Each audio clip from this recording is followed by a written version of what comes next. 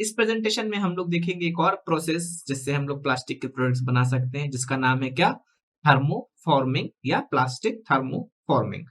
इसमें क्या करते हैं हम लोग, ये प्रोसेस क्या है, इसमें जो प्लास्टिक की शीट है उसको हम लोग स्ट्रेच करते हैं। कैसे?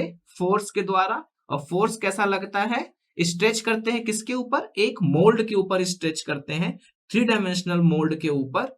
और स्ट्रेच करते हैं किसके द्वारा, फोर्स के द्वारा। वो फोर्स कैसे क्रिएट होता है, वैक्यूम क्रिएट करने के कारण वो फोर्स क्रिएट होता है। और डिटेल में समझते हैं इसमें क्या होता है। सबसे पहले एक प्लास्टिक, जनरली ये किसके लिए होती है, थर्मोप्लास्टिक मटेरियल के लिए रहती है। तो थर्मोप्लास्टिक मटेरियल की एक शीट हमने ले ली, जो कि हमको कहाँ से मिल जाएगी, कैलेंडरिंग से या एक्सट्रूजन से मिल जाएगी, वो शीट ले ली। अब उस शीट को हमको क्या करना है, मान लो कोई 3 डायमेंशनल ऑब्जेक्ट बनाना है उस शीट से। तो 3 डायमेंशनल प्रोडक्ट बनाने के लिए हम लोग फिर क्या करेंगे, थर्मोफॉर्मिंग का इस्तेमाल करेंगे। उसमें क्या करेंगे, जो शीट है उसको एक डाई के ऊपर रख देंगे, मोल्ड के ऊपर एक डाई के ऊपर रख देंगे। और उसको क्या करेंगे, शीट को फिर हीट करेंगे। हीट तब तक करेंगे जब तक कि वो शीट क्या हो जाए, सॉफ्ट ना हो जाए। हीट को हीट करने के बाद जब वो सॉफ्ट हो गई, तो अब इस डायग्राम में देखिए, नीचे से ये वैक्यूम पंप का डायग्राम बना है, उसमें लिखा है वैक्यूम पंप ऑफ। जब उसको रखा और जब ऑन कर दिया, तो वैक्यूम पंप क्या करेगा, फोर्स लगाएगा। फोर्स लगाएगा मींस खींचेगा। खींचने के कारण क्या होगा, जो मोल्ड की, जो डाई की जो शेप होगी, उस शेप में जो प्लास्टिक शीट होगी वो डिफॉर्म हो जाएगी। मींस जो मोल्ड का शेप होगा, प्लास्टिक शीट भी उस शेप में डिफॉर्म होके जो अपने को प्रोडक्ट चाहिए उस फॉर्म में कन्वर्ट हो जाएगी। और शीट कन्वर्ट होने के बाद हम लोग क्या करेंगे, वैक्यूम प्रेशर रिलीज नहीं करना है, उसको बना के रखना है, पहले उसको कूल होने देना है। अगर वैक्यूम प्रेशर पहले छोड़ देंगे तो वो वापस अपने ओरिजिनल शेप में आ जाएगी।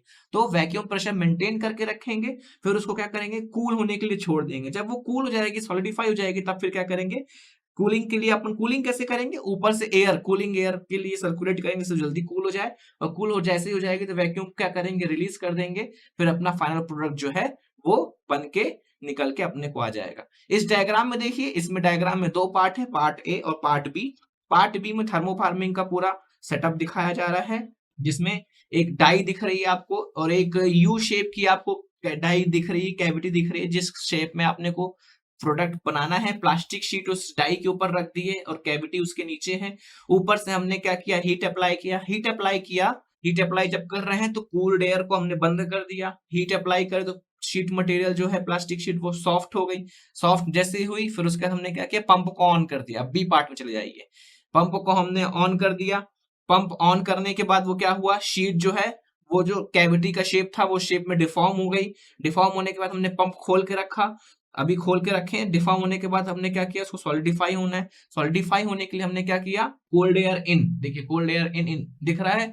तो कोल्ड एयर ऊपर से सर्कुलेट कराई, जिससे वो ठंडी हो गई, तो फॉर्म में सेटल्ड हो गई। फिर हमने वैक्यूम पंप अपना बंद किया और बंद करने के बाद अपनी जो फॉर्म्ड शीट थी, जिस फॉर्म में अपने को चाहिए था, उसको वहां से निकाल लिया।